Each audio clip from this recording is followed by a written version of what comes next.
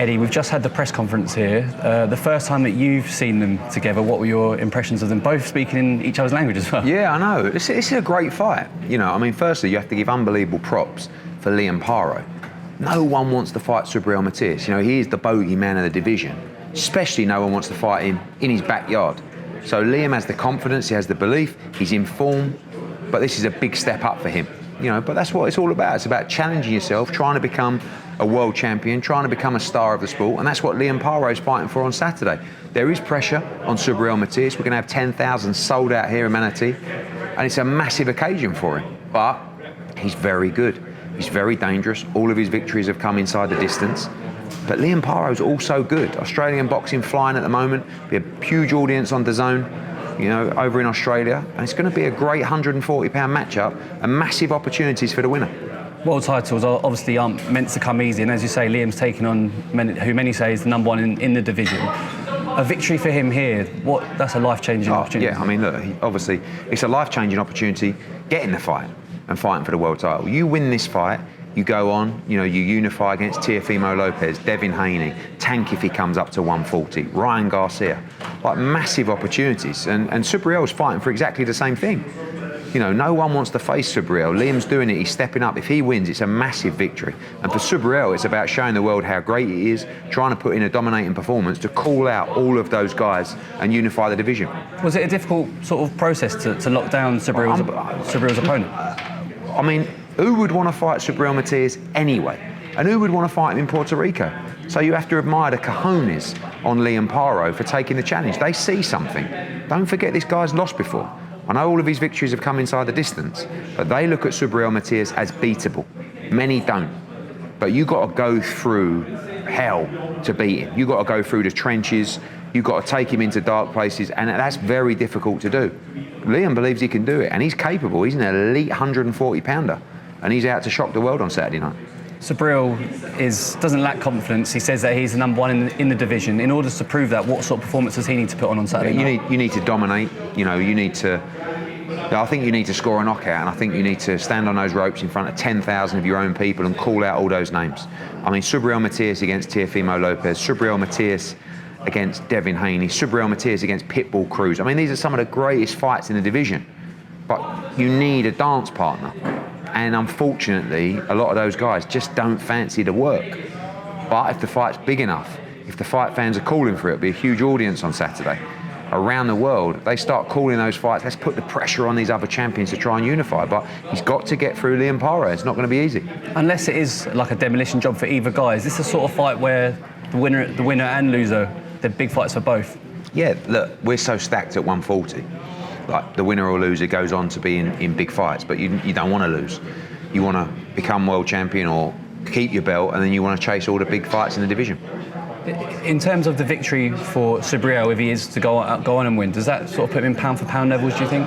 No, you know, I think to be pound for pound, you've got to beat the other champions as well. I think he's already pound for pound, but you won't get the recognition until you take out the top fighters in the division. Parro is 100% a top 15, in my opinion, top 10 guy. You know, but there's other big names in the division that you have to beat to become on that list. And we mentioned them before, you know, but you've got to get the opportunity to do it. So, you know, I hate the narrative of, you know, these guys, they don't have a profile, they don't sell. Yet you come to Puerto Rico, you do 10,000, and a country goes mad for a hero in Subriel Matias, and then Jaron Ennis fights in Philadelphia, we do 15,000 there at the Wells Fargo. Where's your excuses now? You know, don't, just because they're good and they're dangerous, don't start saying that their profile's not big enough.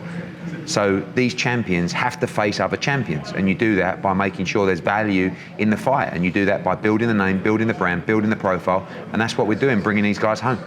What sort of pressure is there going to be on Subriel's shoulders? This is obviously, he's fought here before, but this is a different type. Yeah, you know, he talks about fighting here 10 times before. I mean, in front of how many?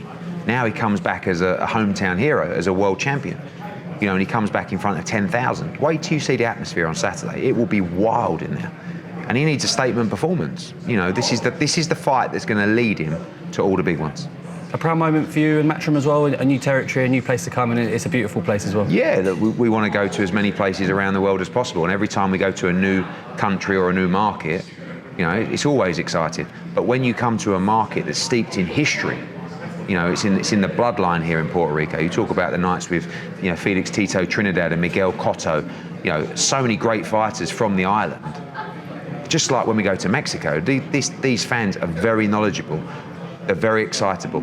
You know, they come with tremendous energy as well, and you'll see that on Saturday night. So, you know, so many great fighters on the card. It's an incredible night of boxing. You got Puerto Rico against Mexico 3 times. You know, you got William Ortiz in a big Puerto Rican local derby as well. Going to be a great night of boxing.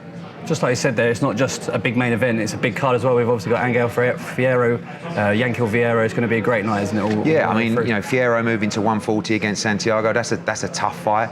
Listen, look out for Yankel Rivera. That's in a brilliant fight against Sandoval, another Puerto Rican v Mexico matchup. Stephanie Pinheiro, one of our latest signings, in a tough fight as well.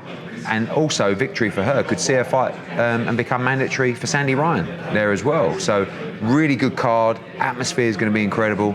Don't miss it all on Saturday night. Brian and Thomas are both here, obviously, for Liam Paro, but I spoke to them before the press conference, and they said they're also here to look at Stephanie as a potential opponent for Sandy Ryan. How likely is that? Yeah, Sandy will be back out in August or September, and she wants a big fight, but she wants a contender as well, someone that's going to come to fight. And Stephanie Pinheiro is a very exciting fighter. She has a tough fight on Saturday. If she comes through it, I think she'll be ready for a shot at the world title, but we'll sit down as a team, see what's next for Sandy, and yeah, could be an option for August, September. Just before I let you go, obviously we had news break earlier this week that we've finally got a replacement for Boots Ennis. Not just a replacement, but arguably a tougher fight than the original one planned. Yeah, it's gone down really well. I mean, everybody knows David Avanesian.